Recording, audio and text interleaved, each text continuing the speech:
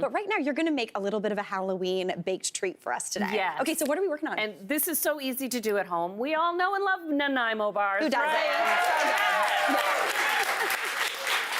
But we're giving these a spooky twist by making an orange filling, adding pumpkin spice flavor, and then we're gonna do some creepy decor. Okay. To finish it off. Okay, cool. So to start with, you've got the base, the filling, the topping. So I start with the base. I've got some butter here, which I'm going to melt, along with a little bit of sugar, not too much. A touch of salt. Beautiful. And then this key ingredient, black cocoa powder. Yes. If you can. Now, you can use regular cocoa powder. Nanaimo bars have that chocolate base, but that black cocoa, which you can find at bulk stores, gives you that real dark, intense color. It tastes, it's the stuff that they use to make those classic, like black and white sandwich cookies that we all know and love so much, that you might twist apart. But you have to be a little bit aware because unlike regular cocoa powder or Dutch process, it's got half the fat of regular cocoa. And so if you want to use black cocoa in, say, a traditional brownie recipe or cake recipe, you may find it comes out dry and crumbly. Yeah. So you have to add a little extra fat in that recipe if you want the black cocoa. Totally. All right, that's starting to melt together and look really nice. So once it's all melted, what are we doing? Now we're gonna whisk in the egg, which only takes a second. Okay, right on. So it's a good idea, like you've done, Mary, to whisk the egg ahead of time, and you can just add it. Just pop her in. I'm excited to see what that's happened. And then the heat of the melted butter cooks the egg, and when you see it turn into chocolate pudding, that's what's happening. It's like spooky chocolate slime. Do you know, I was gonna say, I was like, this is what the term that I use often in the kitchen, it turns gloopy. Yep. You know what I mean? Very gloopy. Gloopy, yes.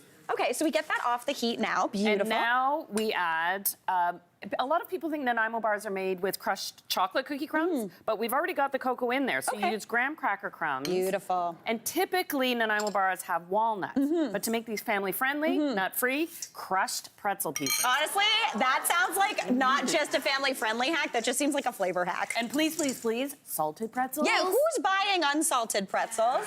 Those are, they're like sawdust. Not what I want, not what I want.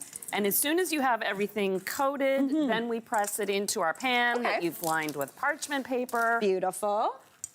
And that's it. There's no oven involved in this recipe. See, this is the thing, the residual heat from that melted butter, and then once it looks like pudding, that's when you can tell that egg is cooked, The egg is cooked, Yeah, the heat gets to it, and then we'll just press this in the pan. Nothing smells better than this layer of a Nanaimo bar, in my personal opinion. So good. So good. The graham cracker with the chocolate, also the pretzel, you are an absolute wizard. But now, let's deal with that filling. Yes, okay. So while I finish pressing this, Perfect. We've got, the filling is a textbook Nanaimo bar filling. We've already got a half a cup of butter and a cup of icing sugar softened up. Beautiful. And unlike a frosting that you put on a cupcake, it's not whipped and fluffy because you want to be able to cut it into squares. So it's a little dense. And now's the point where we add a bit of milk to soften it, just to make it manageable. Perfect. While you are doing a fabulous job Thank you so much. Oh my gosh, Anna Olson, no big deal. She just told me I was doing a good job. Yeah. Now, it's not a Nanaimo bar unless you add custard powder. Custard powder. Which, Anna, when you buy custard powder, do you use it for anything other than Nanaimo bar? Nothing else. Absolutely nothing else. I've had the same jar of custard powder in the cupboard for, I think, 3 years. Really, honestly? Yeah. And this is the thing, it's like the canister of a custard powder looks like it's from 1942. Yeah, so they have not changed the branding, 100%. But we're making these seasonally, spookily appropriate with some pumpkin spice. Oh, beautiful. And then, to make them Halloween-y, we're gonna add a bit of orange food coloring gel. Okay. So we're just gonna put that on your whisk. Let me get a little more in Yeah, there. let's go big. Yeah. Yeah. Just like our bakers with their spooky cakes. Exactly. Oh, with that orange color? Okay, right on. Yeah.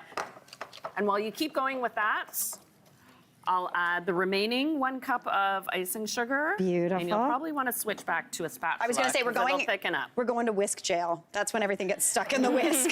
Yeah. Oh my gosh, this smells so good. The pumpkin spice, I love that addition. It's so simple, but it really does transform the Nanaimo bar it really does. The season. And so this layer gets spread on top of the chocolate, and you'll find that this base layer sets up pretty quickly. So you're not gonna be pulling up the base layer while you spread the next layer. You can always pop it in the fridge in between while you're working on one step or the other. That looks gorgeous. Perfect, okay, let's get that on there. And again, it's that thick consistency that's almost, like it's so candy-like almost, like it's like fudgy. This is more almost a candy bar, yes, I would say, as opposed to a square. Yeah, Nanaimo bars, they're just a candy bar. Yeah. Oh my gosh, beautiful. Give this a spread. And then, of course, that top layer. Yes. For the top layer, you do chocolate typically? I do, and I know most recipes call for chocolate, just traditional chocolate chips, but I think you get a smoother, silkier topping if you use baking chocolate. So you can just cut up the, is it okay? It's really good. So baking chocolate, okay, I take 4 ounces, so 4 squares of baking chocolate with 2 tablespoons of butter. Nice. And then you just melt that. It melts more smoothly, and yeah, it's just really nice. And you're chilling them in the fridge anyhow. Yeah, exactly. Okay. And that little bit of butter gives you that shine too, which is so pretty. And so just a quick little spread of this. This is the thing I love about this recipe too. Again, it's a no bake, which is such a delight. Yeah. Yeah. And a great make ahead. And there's nothing, you know, the egg is cooked, so these keep in the fridge. So you can make them a few days ahead of time, and they freeze well too. Perfect.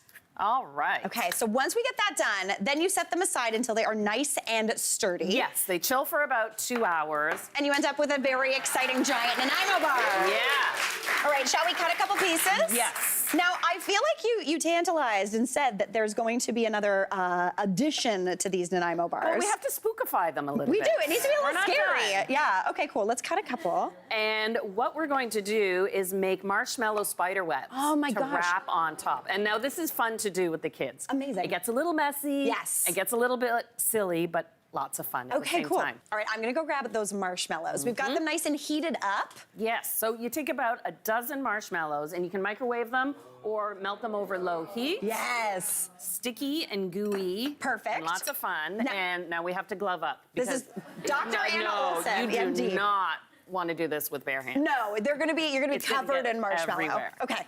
And this is what we do. Okay. Fingers in. Okay. Okay. And then that's your spider web effect. And so you take that and just wrap it over your squares. Oh my gosh. And let it set. That is so fun. Okay, so now before it sets, you can decorate it with any sort of candy you're thinking. Sure, well, exactly. Yeah. And even take some of those leftover pretzels, dip them in chocolate, and stick on some googly eyes. Obviously, always the best thing in the world. Anna Olson, take a look at these little babies. I'm gonna eat my own one that I just made. This is so fantastic. These are so cute. Hey, Mary here. What did you think? Drop your comments below, and don't forget to like and subscribe for more of the good stuff.